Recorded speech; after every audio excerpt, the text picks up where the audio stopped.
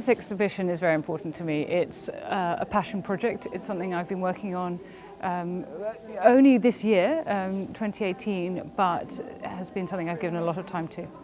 And it is something that's important about thinking about how we think about 16th century women and about modern women and the interaction between the two and how the past and the present can talk to each other.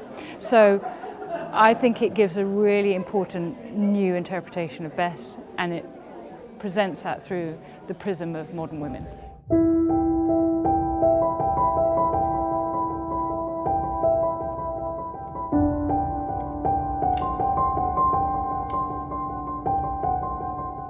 I sort of thought about recreating some kind of like Tudor sort of pose and some kind of Tudor backdrop, but I really wanted them to sit separately away from the Tudor portraits so that there was a bit of a contrast, and I wanted to bring like a modern, the modern life into this amazing room because I thought it would look really good.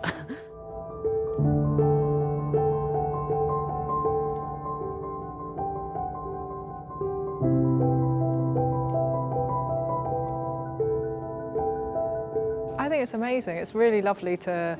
I've spent quite a lot of time on Radio 4 trying to reclaim kind of monstered women, as it were. Agrippina the Younger, is she the greatest emperor the Romans never had? Well, maybe, yeah, actually. But, the sources that we have obviously tell us that she's a multiple murderer, basically a poisoning serial killer. And it's like, maybe, but also maybe just a strong woman with opinions who didn't shut up, and that's exactly how I feel about Bess. It's like, I understand there are ways of construing behaviour that can make somebody seem absolutely monstrous, but there are other ways of rewriting that, and I think this is a really useful project because generally mouthy women do get derided historically as witches, as bitches, as crazy women. You shut them up in an asylum, you burn them at a stake. Well, I think maybe we're done with that.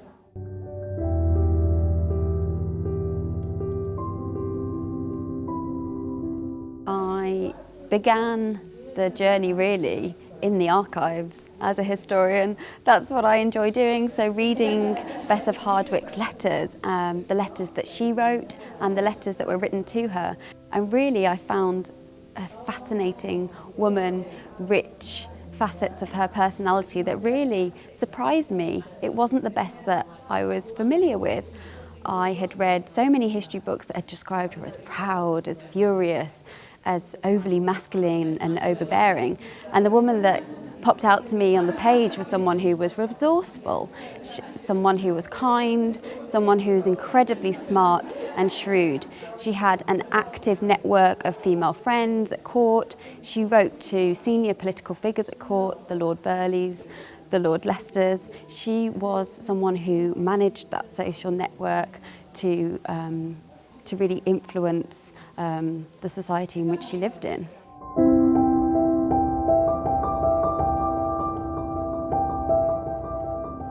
Just the thought of someone not here anymore but still having that bad reputation that was just spread from lies, which a lot of women leaving abusive relationships, lies are spread about them.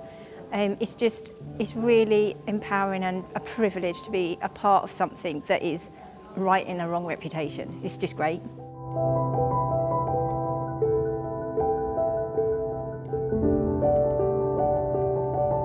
The exhibition speaks to themes about how we talk about women and whether they're believed when they speak, but it also speaks to the parallels and continuities of women's experiences over time. And it was really important to us to include in this exhibition both household names, but also people from the local Derbyshire community.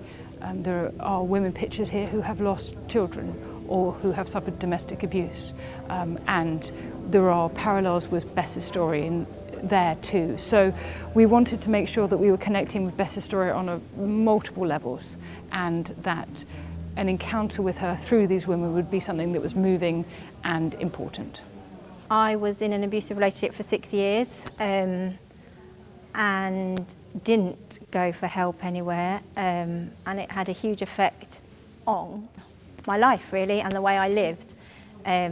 And I just started speaking out one day. When you open up about something, it unlocks other people to open up, and I just ended up with all these women coming with their stories, and something needed to be done.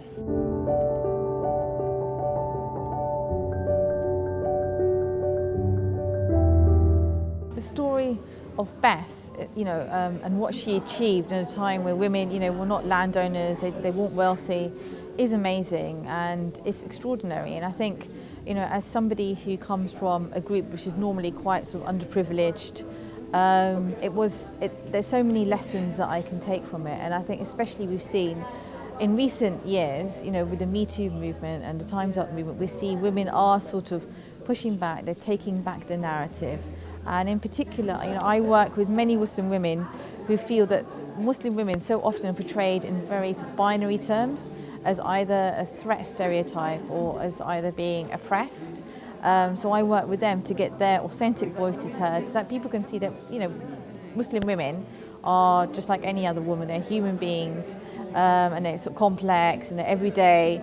But what lessons I've taken from Bess is that the struggle to kind of get your voice heard as a woman and to have your narrative believed, it cuts across all ethnicities, race, culture, religion. It's a struggle that Bess, had to deal with 400, 500 years ago, and it's a struggle that women are still facing, in today's world. But Bess shows that through sheer determination, actually, you can overcome it.